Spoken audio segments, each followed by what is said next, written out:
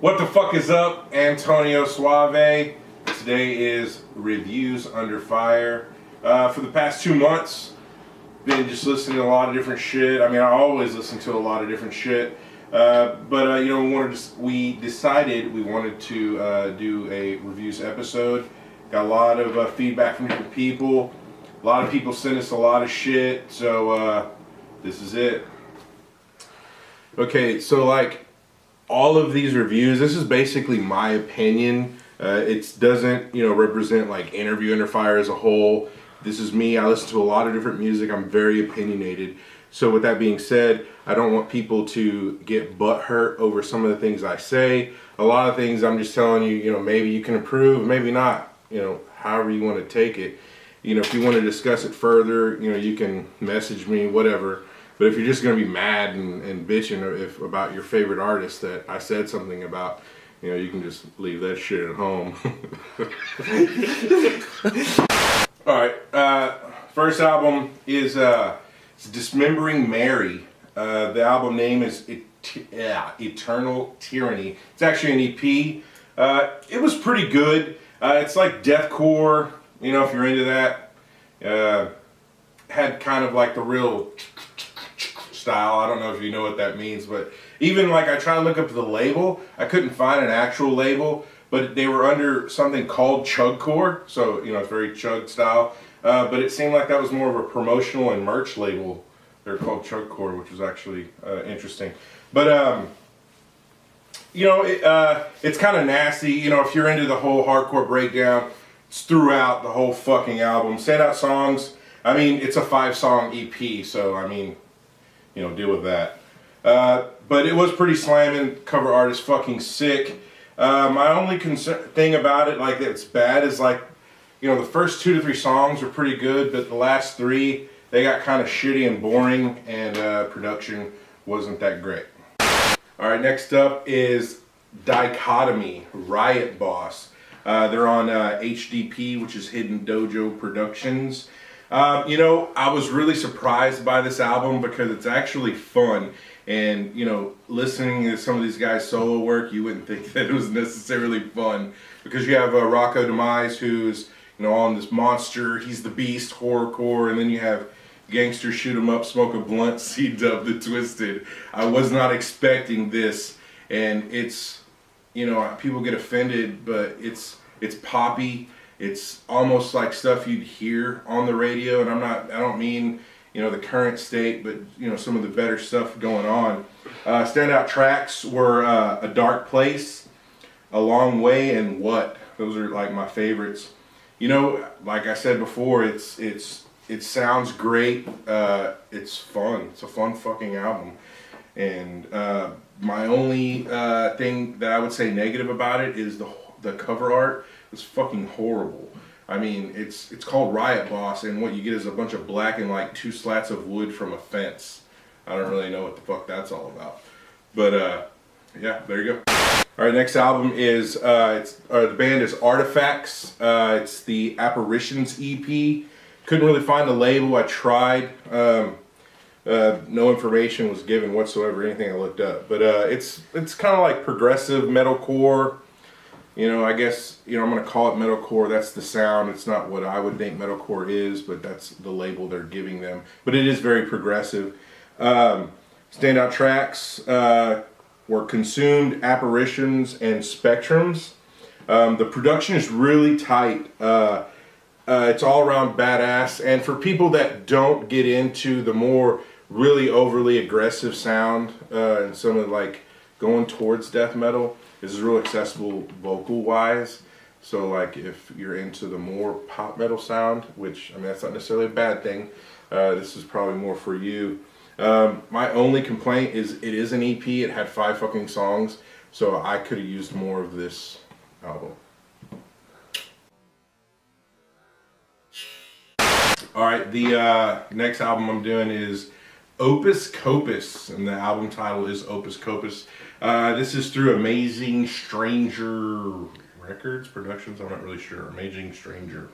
This is A.B.K and Bino, for those of you that don't know. And I thought it was really cool. It's interesting. It's eclectic. especially considering their styles put together. It's real different. Standout tracks are Opus Copus, Strangers on Trains, and Sully. I think though, you know, as two different style artists, they complement each other well. You got Bino, who's, I mean, who I didn't really know, but he's like kind of real gangster with it as far as his style. And then you have A.B.K, who he's so smooth when he comes on a track. It reminds me of, I don't know if y'all know the old crew Ice Cube used to run with before the whole West Side Connection thing, but he had this one rapper named, I think it was Dana Dane. He's real smooth and shit like that. It's kind of what it reminds me of. It's really good. My only complaint is sometimes the productions on the production on some songs gets a little muddled, where like it sounds like their voices kind of go over the beat and somewhat, and it sounds like distorted just a little bit. Other than that though, it's a great fucking album. Next album, Claas, F Me, F You. This is on LSP, which is Lyrical Snuff Productions, for those of you that don't know that, which is surprising that people actually don't know what it stands for, which was a trip. But, I mean, this is hardcore hip-hop in every way. I know he is on a horrorcore label, and I'm not going to say that some of the songs aren't, but for the most part, it's not. I'm going to go down and say that, for me, this is the best album of the year so far. Damn, ain't that some shit. But standout tracks are, for me, Last of a Dying Breed, Everybody Dies, and Firestarter. And Firestarter is fucking out of control, and it has fucking Recognized on it. It was motherfucking shit. You know, there's nothing truly bad I can say about this, but, you know, if we're going to go into cons of the album, you know, not everybody necessarily gets a chance to see Claas live. I have seen him live a bunch of times at this point. You know, for the past year, I've seen him at a lot of shows. I get it, you know, when people say, well, you know, it's a totally different energy when it's live compared to the album, blah, blah, blah. I just wish that it could have a little more of the aggression that he has on stage, because he is fucking mean on stage. I wish that could have translated a little bit over to the album, because then, it, you know, it would have been just the perfect fucking masterpiece. I mean, it already is, but it would have just put it over the top. Okay, so, but now, an open letter to Claas. Dear Claas, the first time I interviewed you, we had such a great time. We shared moments together. We had so much fun. But one thing I've noticed that shows is you're so fucking gangster with it. You won't even acknowledge me. All I ask is, like, the next time you see me, maybe a high five, pat on the back, say, Antonio, good job. And now back to the reviews. Alright, the next album is Taco Logic, which is the Taco Logic EP. Now, I want to say this, I was trying to find and make sure the label, I got two different kind of stories on it. One said it was self-released, and the other one said it was actually on Amazing Stranger, so I'm not really sure how that goes. You know, I really went into this album thinking it was going to be a joke album, kind of like comedy, just because of the name and like the album cover, which is really cool. It's tacos with a bunch of weed in it, and the names of they took names of Blunt Beezy and Pimp THC, which is a play on like UGK. So that's what I was expecting, but it really wasn't that at all. It was actually pretty serious, and what came across is more like gangster drug dealing. But you know, it could be tongue in cheek, and I'm not really sure. But the standout songs are Gordita, Swaggy P, and Tacos and Chill. Another thing, man, I didn't realize Bino was so fucking gangster. He's fucking gangster on this album. Gangster as fuck. He's got bars for fucking days. My only complaint about it is it was an EP, it was short, I could have used more, you know what I mean? More songs in my rotation is the way I see it. Alright, the next one is Dying Fetus, Wrong One to Fuck With. They're on Relapse Records, and this is my favorite metal band of all time. They are like a technical death metal. They're fucking awesome. For me, this is comforting music. I feel so at home. For other people, you see it as violent, you know, and it is violent. But you know, it's fucking, it's melt your face fucking death metal. That's what it is. The standout tracks are Fixated on Devastation, Seething with Disdain, and Wrong One to Fuck With. It was an awesome. You know, this is super tight. Technical production is out of control. One of the things I liked about this album compared to the last one they did a lot of the little noodling things, which I don't know if you know what that is, but they generally start the song and in the middle it goes off on a lot of noodling, which, you know, it's like, you know, that's what it is. They kind of toned down on this one and, you know, almost had a, like, I don't want to say a garagey feel to it, but in some ways it does. But it's fucking great. You know, my only thing I would say negative about them is they can be a bit formulaic in songs. Some of the songs sound repetitive, but I still love them to death. And if anybody that's a Ramones fan knows exactly what I'm talking about, because they only have, you know, like so many songs that are different. The rest kind of sound the same. It is what it is. Next one is Big Boy's Boomaverse. He is on Epic Records. Obviously, he is more of a mainstream artist compared to some of the other people I'm doing. With that being said, though, you know, here in DFW, I don't know that he actually gets played on the radio. Maybe in Atlanta, he probably gets some radio airplay, but he doesn't get a whole lot of love anymore like he used to. But this is a damn good fucking album. It's real southern funk, you know, it's forward-thinking, conscious rap. And it's a trip compared to what, those of you that don't know, when Outkast started out, they were semi-gangster rap.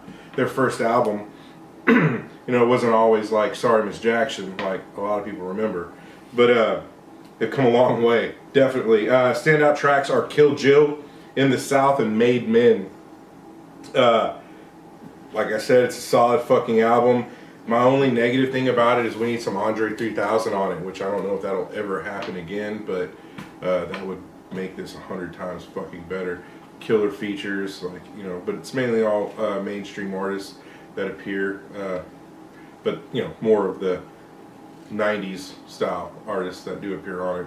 But it's fucking great. Next up is Insane Poetry with the Snuff Reels Director's Cut. It is LSP is the label. This is an OG fucking horror Corvette delivering a badass album. And I'm not going to sit here in front that I listened to the original Insane Poetry way back in the day. You know, I heard songs here and there. It wasn't anything that I necessarily got into. But listening to this album, first off, this is not for, you know, the faint-hearted people that, you know, can't take some violence, because this is ultra violence. The hip-hop style has a very old school delivery, and it was just fucking great. I was really surprised, to be honest, that I enjoyed it as much as I did. But I went 2 days straight of listening to this album. It's really fucking good. Standout tracks are We Are Not the Same, You Will Die, and Violent Art. You know, I'll let you know what you're getting into there. Solid production.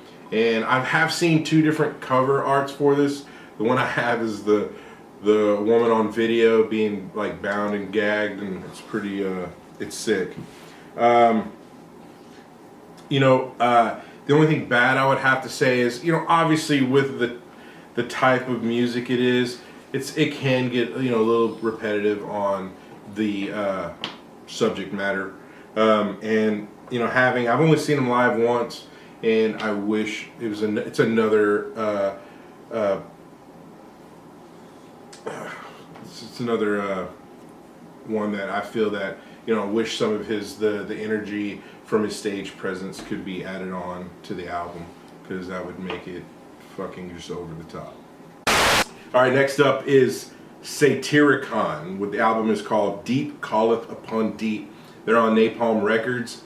They are second wave OG black metal that a lot of, you know, the true, you know, I want to call them hipster black metal fans, but they don't call themselves hipsters. They call themselves cult black metal fans. That they get mad because this band keeps on changing their sound as they further progress. But really, I thought it was really good. It's kind of stripped down. It's not so much happening. It's kind of, for black metal, it is easy listening, and I thought it was really fucking good. It was a lot better than their last one, which I do believe their last one was the self-titled album. Standouts to me were Midnight Serpent and The Ghost of Rome. Production on this is fucking super tight. Everything sounds great. My only thing, you know, it's kind of nitpicking. The only thing I didn't like is the cover art, and it's probably like a stylistic choice. It's probably art house or whatever, but it was just so simple and so plain. Looks like somebody scribbled a drawing, and that's my only complaint. All right, next up is Sicktanic with Oculus Omnia. You know, I did look up what that meant, but I forgot. It means something totally cool. I apologize.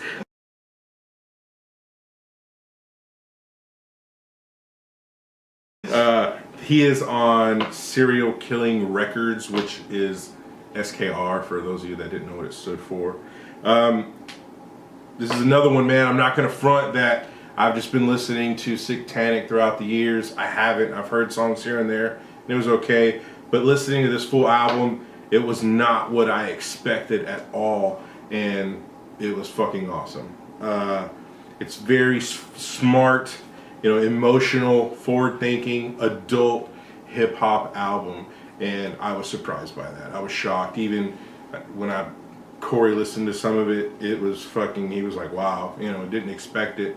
It's really good. Standout tracks are Bad Seeds Rising, Hello, and Letting Go, which Hello is actually a like cover remix of Adele's Hello, which was like blew me the fuck away. I don't really have anything bad whatsoever to say about this album. Great production, everything sounded good. It has a sick fucking album cover. It's just fucking great, man. But now it's time for an open letter to Sicktanic. Dear Sicktanic, my name is Antonio Suave. I know you don't know me, but I would love to have you on my show, Interview Under Fire, where you could catch these wings. Maybe afterwards we could become best friends. Even go hiking. Maybe go to the corner store and share a milkshake. It'd be so great. You're so silly, Sicktanic. My friends tell me you're evil, and I say no, he's just Sicktanic.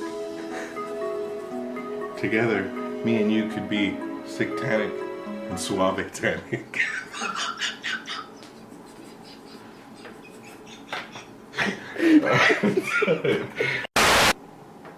Alright, next album is Beneath, and the album title is Ephemeris.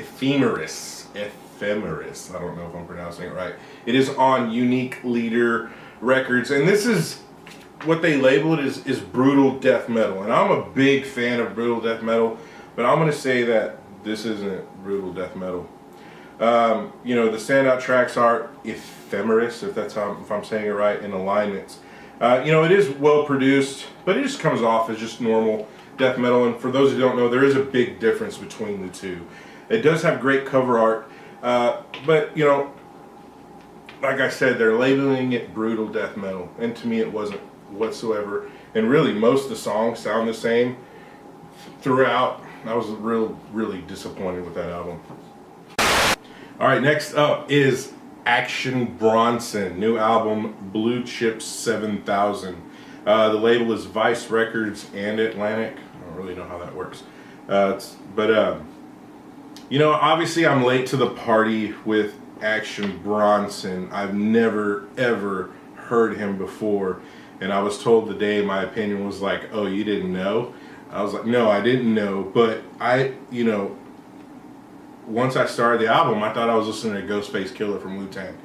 And I don't know when it's ever been cool to totally rip off a sound and style in every way. And I mean down to the music, the 70s sounding funk, hip-hop beats, everything.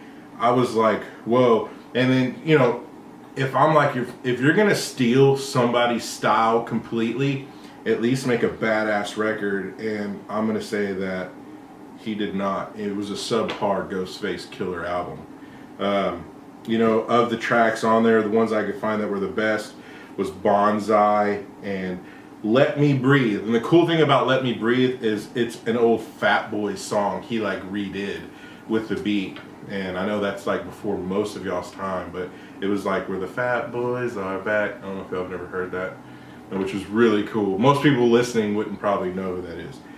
I mean, but you know, his production is real tight. Everything is super duper fucking polished. But with that being said, everything sounded the fucking same too. Like, other than that Fat Boys beat, like everything was the same. And I was like, wow. And I just, you know, ultimately I'm like, has been okay just to totally rip off somebody's sound. But if that's your thing, there you go. All right, next up is XSP, Extreme Street Preacher. You know, this is self-produced, but it is, his label is Initium Records. Am I saying that right? Initium Records. The album is Gospel Gun. Okay. First, going into listening to him, I was told he is a Christian horrorcore artist. Okay, like there is nothing horrorcore whatsoever unless the Bible scares the shit out of you. Because this album will do, but we're gonna scratch that and we're gonna call him Christian core because this is some hardcore Christian shit. Me personally, this is Antonio's belief system alone. I really don't care about whatever religious beliefs you are talking about in your songs. I just get a little turned off when it's over the top, in your face, you're gonna burn in fucking hell for whatever belief system, whatever. So that I did have to get past that. That was really hard for me. It took a few days, right? And once I went back and really just started listening to it, XSP is really a dope ass rapper. I just wished he didn't, you know, he dealt with more human issues as compared to fighting demons, because that is the majority of what it is. The standout tracks are True Testimony, Shock You, and This Is Music.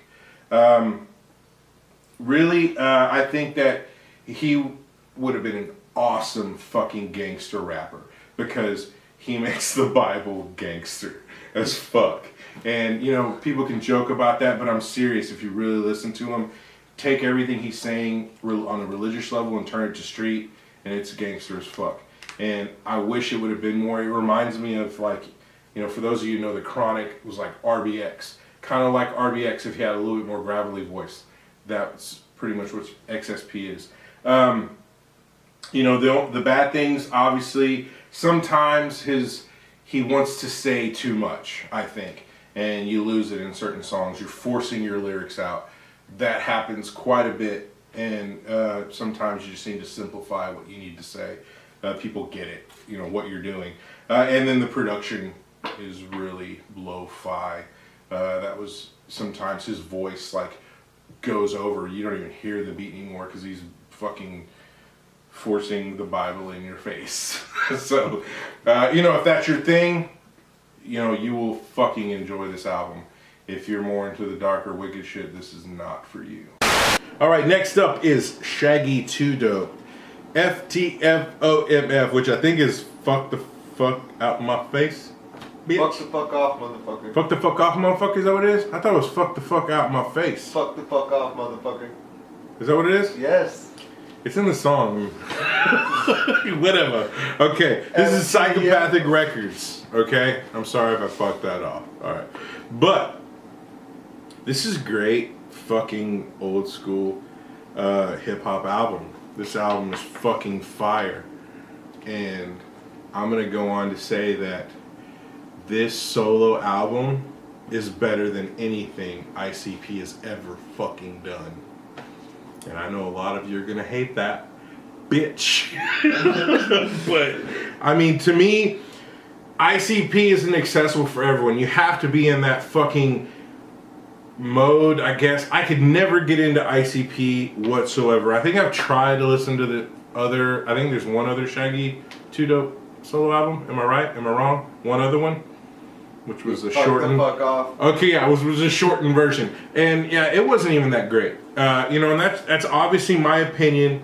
I listen to a lot of hip hop. I listen to a lot of other shit too, but you know, most of ICP albums all have this traveling circus clown feel to it, and that's just my opinion, and that's how it sounds.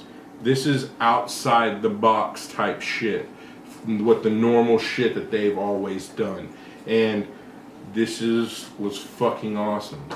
It's just my opinion. Standout tracks are Tell These Bitches, Too Dope, and Electric Fucking Kool-Aid. There's a lot of shots made, obviously, to the M&E shit on here, but with all that aside, this album is fucking awesome.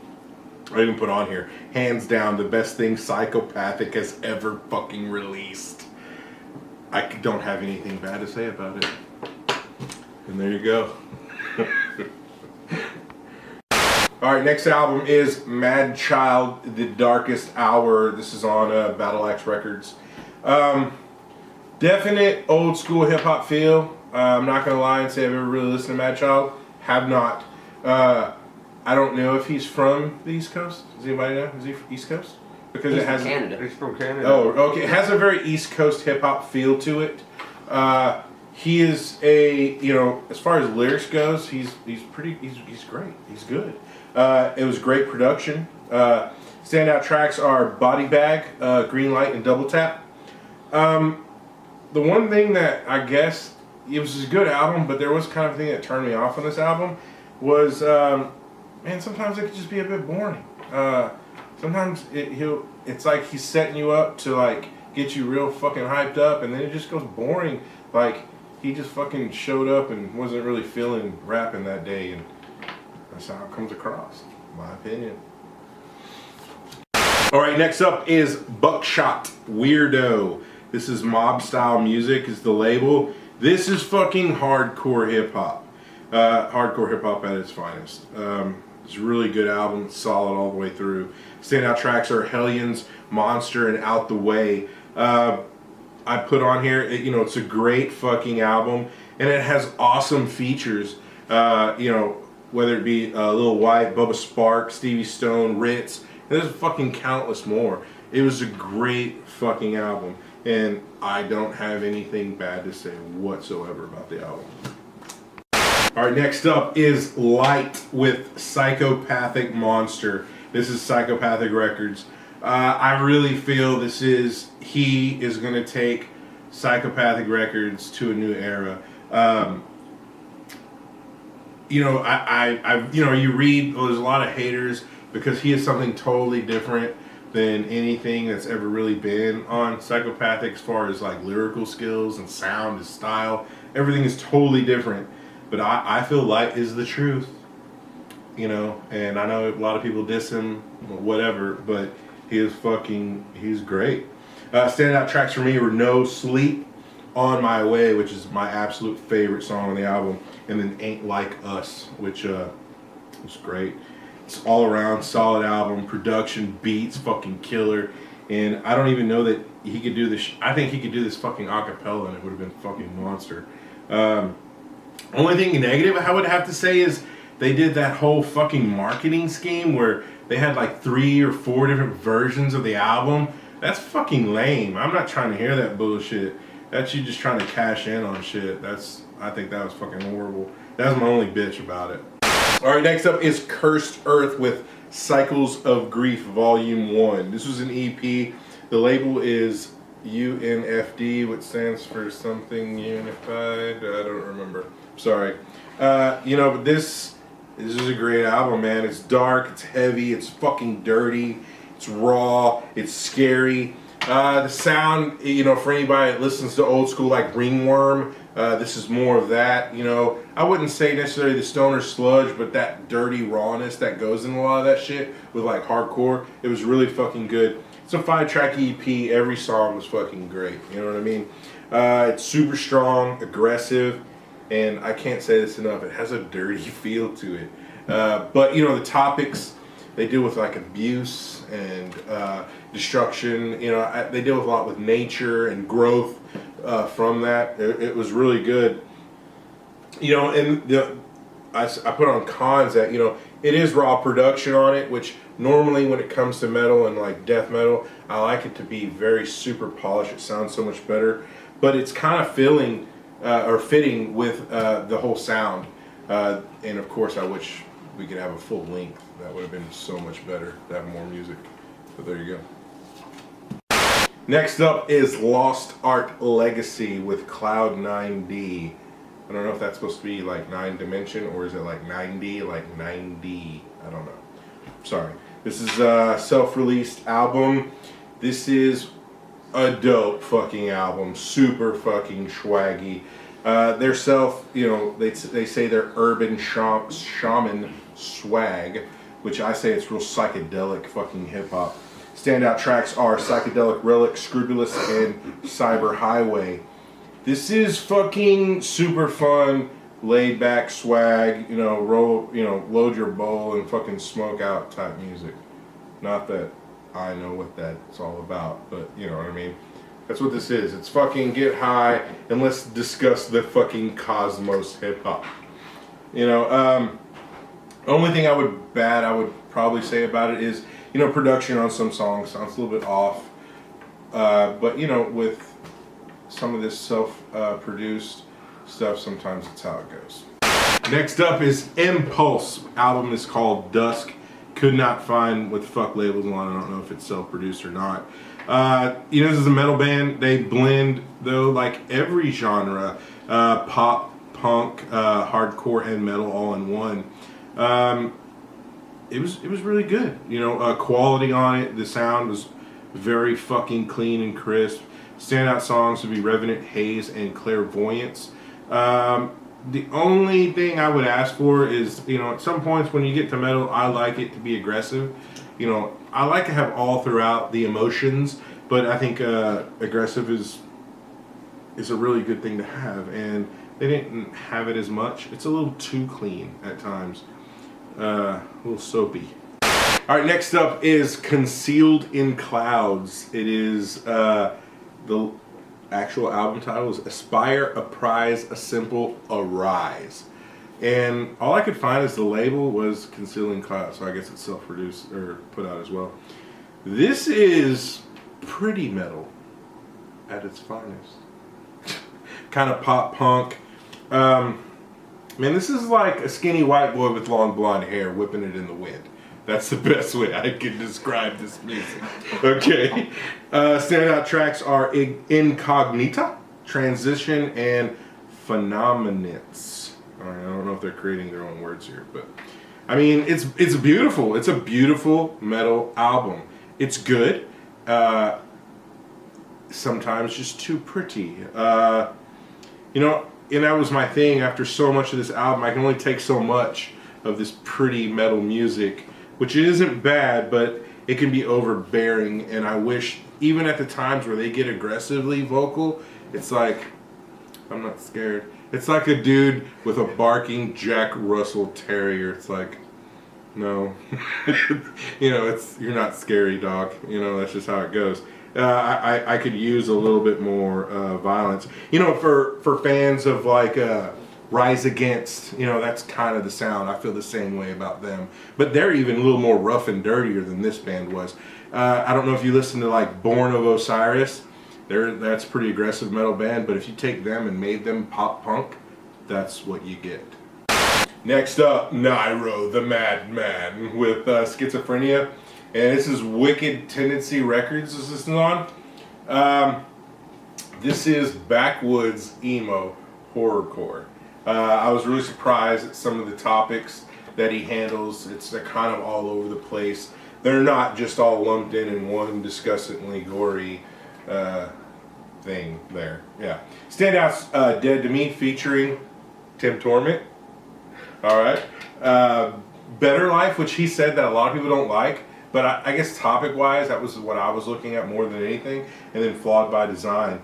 You know, this is... it's not like other horrorcore. I'm going to say that now. I know he lumps himself in that. And he does have some, you know, repetitive sounding shit that other people have. But I guess the main thing I really liked was the topics were kind of all over the place. but the production on this is so fucking muddled, it's bad. You know, when he raps, I think a lot of people have said, he sounds a lot like SPM, you know, a little bit different, but if SPM was rapping in a fishbowl, but I think that has to do with the production. It just sounds really bad. Sometimes the music gets lost on the album when I was listening to it. So there you go. Alright, last fucking review is A.B.K. With Killer Features. This is on Native World, which, you know, I don't know everything in this world, but is he on Psychopathic? I guess maybe he has his own thing he does too. I don't know, let me know. For me, you know, this is progressive Juggalo music, you know. You know, I don't listen to everything Juggalo, but I'm not going to lie and say that most of the Juggalo stuff I've heard didn't all kind of sound the same. That's why I'm liking a lot of this new school stuff, because everybody's kind of doing their own thing, trying to separate themselves, which is a good thing. The only thing is this, you know, this is a features album. You know, this is, you know, however it's collected throughout. I don't know how long it took to do all this, but it's not like a real, you know, what I'm going to call an album, which typically tells a story. But, you know, the standout tracks were My Own Thoughts, Hallelujah, which I believe that one featured Claas, by the way. We Don't Stop, and The Lonely Road. I mean, it's good all the way through.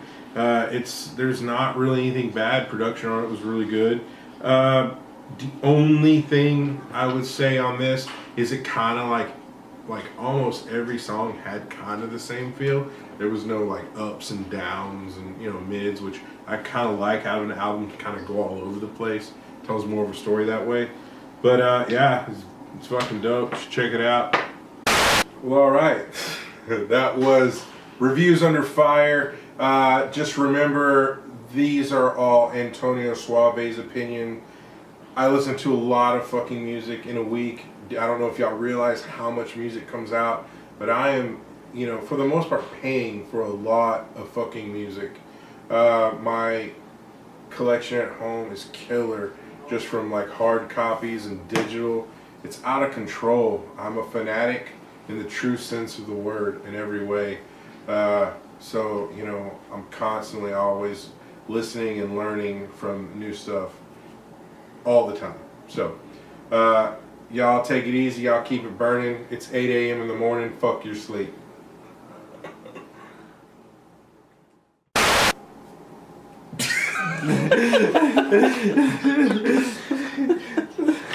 Oh shit, this is great. I feel like I should like get sexy.